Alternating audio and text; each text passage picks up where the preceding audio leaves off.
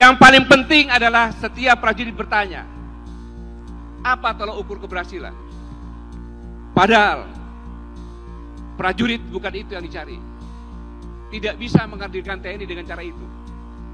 Karena setiap prajurit TNI, termasuk purnawirawan yang ada di sini, dalam hati nuraninya, dalam pikirannya, bukan mencari harta dan jabatan.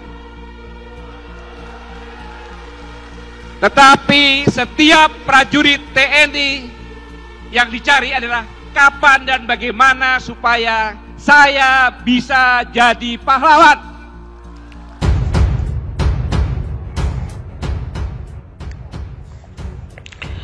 Ruslan Buton ditangkap, Kolonel Purnawirawan Sugeng Waras. Gagahnya dirimu saat dijemput polisi. Anda tidak sendirian kawan, banyak orang di belakangmu. Ruslan Buton yang ditangkap polisi karena meminta Presiden Joko Widodo Jokowi mundur tidak sendirian, karena banyak yang memberikan dukungan terhadap Panglima Serdadu Ekstrimata Nusantara itu. Tetap optimis dan berpikir positif. Anda tidak sendirian, bahkan sangat banyak orang-orang di belakangmu, kata Kolonel Purnawirawan Sugeng Waras kepada Suara Nasional Kamis 29 Mei 2020. Sugeng Waras mengatakan, tim kuasa hukum Maijen Purnawirawan, Maijen Kiflan Zen, akan membantu Ruslan Buton. Kami bersama tim hukum Maijen Purnawirawan Kiflan Zen akan turun tangan, jelasnya. Sugeng Waras memberikan apresiasi terhadap Ruslan Buton saat dibawa aparat kepolisian. Betapa gagahnya kamu saat dibawa oleh petugas dari rumahmu. Gesturmu, pamitmu, pesanmu terhadap keluarga, tetangga serta kawan-kawanmu sangat membanggakan, paparnya.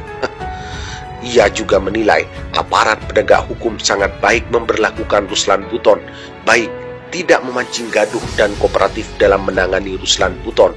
Semoga sikap kooperatif ini terus terjaga hingga selesai proses tindakan-tindakan selanjutnya, jelasnya. Kata Sugeng Waras, sikap tegas Ruslan Buton untuk berdialog sehat dan membangun bangsa dan negara serta kooperatif yang santun adalah kunci yang bisa meringankan dan membuat positif segalanya. Saya beserta teman-teman seperjuangan akan terus melekat dan memantaumu. Semoga proses berjalan lancar dan sesuai harapan, pungkasnya. Dengan banyaknya purnawirawan TNI di belakang Ruslan Buton, ini membuktikan bahwa apa yang dikatakan Ruslan Buton adalah hal kebenaran. Dan para purnawirawan TNI membenarkan itu. Ruslan Buton adalah sosok orang yang tegas dan berani menyampaikan pendapatnya. Yang salah adalah salah, yang benar adalah benar. Bagaimana tanggapan Anda? Anda sendiri yang mampu menjawabnya. Kami hanya bisa memberitakan menembus batas Indonesia. Yang paling penting adalah setiap prajurit bertanya, apa tolak ukur keberhasilan? Padahal prajurit bukan itu yang dicari. Tidak bisa menghadirkan TNI dengan cara itu. Karena setiap prajurit TNI, termasuk purnawirawan yang ada di sini, dalam hati nuraninya, dalam pikirannya, bukan mencari harta dan jabatan. Tetapi setiap prajurit TNI yang dicari adalah kapan dan bagaimana supaya saya bisa jadi pahlawan. Sejarah perjuangan bangsa sekarang dihilangkan, Pak. Artinya generasi kita muda sekarang ini sudah tidak tahu sejarah, Pak. Mereka sudah tahu PKI itu masa bodoh, nggak berbahaya. Bagi saya sangat membahayakan. Ancaman PKI, saya bercerita sedikit, Pak. Apakah para pekerja Cina, TKA Cina yang masuk ini bukan merupakan ancaman, Pak? Saya dari Ternate, Pak. Saya dinas terakhir sebagai komandan kompi di Satuan 732 Raider di Ternate. Setiap saya pulang jam 2 malam penerbangan, di bandara itu hampir penuh dengan orang-orang Cina. Tidak bisa berbahasa Indonesia. Bayangkan, Pak. Saya contohkan satu. Sebentar, Pak. Ini menyangkut kedaulatan negara, Pak. Ya, singkat, Pak. Ya. Sudah setengah 2 ini. Betul. Sedikit saya minta waktunya, Pak. Ini menyangkut kedaulatan bangsa dan negara. Jadi saya ada kasus ketika saya melaksanakan satgas di Pulau Taliabu. Di situ ada kelompok Cina yang banyak sekali. Ketika saya bertanya kepada kepala desa dan saya panggil 5 orang, saya panggil, tidak bisa berbahasa Indonesia, tidak bisa berbahasa Cina, berbahasa Inggris, dan tidak punya paspor, tidak punya visa. Dan saya tangkap. Malam hari saya didatangin satu letkol polisi, AKBP polisi, satu mayor tentara untuk menebus atau memanggil menjemput mereka. Saya tolak dengan ada imbalan satu kantong plastik uang. Saya tolak. Baik Pak. Baik Pak. Singkat Pak. Ya. Artinya bahwa negara kita sekarang dalam ancaman Pak. Negara kita dalam ancaman. Jadi saya mohon harus ada ketegasan dari pemerintah, baik Bapak Fadli, mungkin dibikin dalam bentuk MPR agar komunis itu tidak boleh Saya melihat tata kelola berbangsa dan bernegara yang begitu sulit dicerna akal sehat untuk difahami oleh siapapun. Kebijakan-kebijakan saudara selalu melukai dan merugikan kepentingan rakyat, bangsa dan negara. Yang lebih mengkhawatirkan lagi adalah ancaman lepasnya kedaulatan negara kesatuan Republik Indonesia yang sangat kami cintai ini. Suka atau tidak suka, di era kepemimpinan saudara lah semua menjadi kacau balau alias amburadul dalam segala hal. Entah karena ketidakmampuan saudara atau bisikan kelompok yang memiliki kepentingan yang tidak saudara pahami, atau mungkin karena saudara telah tersandra oleh kepentingan para elit politik. Di sini saya tidak akan memaparkan kebijakan saudara yang lebih banyak merugikan rakyat, bangsa dan negara sebagai bentuk etika berkomunikasi saya terhadap saudara yang kebetulan menjabat sebagai Presiden Republik Indonesia. Saudara Joko Widodo yang saya hormati, semua sistem yang berlaku di negeri ini bagaikan benang kusut yang sangat sulit untuk dirajut kembali.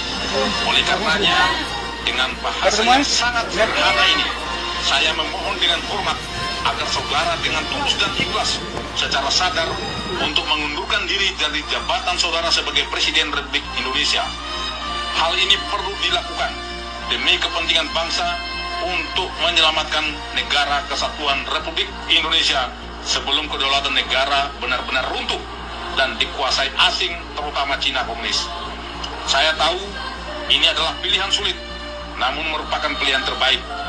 Saudara seorang negarawan yang pastinya ingin membangun negeri ini, namun harus jujur saya katakan bahwa saudara belum memiliki banyak kemampuan untuk membangun bangsa yang besar ini berdasarkan amanat Undang-Undang Dasar 1945, sehingga terjadilah kebijakan-kebijakan yang menjadi blunder politik yang sangat merugikan rakyat, bangsa dan negara. Saudara Joko Widodo, sekali lagi saya sampaikan bahwa solusi terbaik menyelamatkan bangsa dan negara kesatuan Republik Indonesia hanya ada satu. Saudara harus bersikap kesatria dan legowo untuk mundur dari tahta kepresidenan. Namun bila tidak, bukan menjadi sebuah keniscayaan akan terjadinya gelombang gerakan revolusi rakyat dari seluruh elemen masyarakat, seluruh komponen bangsa, dari berbagai suku, agama, dan ras yang akan menjelma bagaikan tsunami dahsyat yang akan meluluh lantakan para pengkhianat bangsa. Akan bermunculan harimau-harimau, singa-singa, dan serigala-serigala lapar untuk memburu dan memangsa para pengkhianat bangsa. Sesuai amanat Undang-Undang sejarah perjuangan bangsa sekarang dihilangkan Pak. Artinya generasi-generasi kita muda sekarang ini sudah tidak tahu sejarah Pak.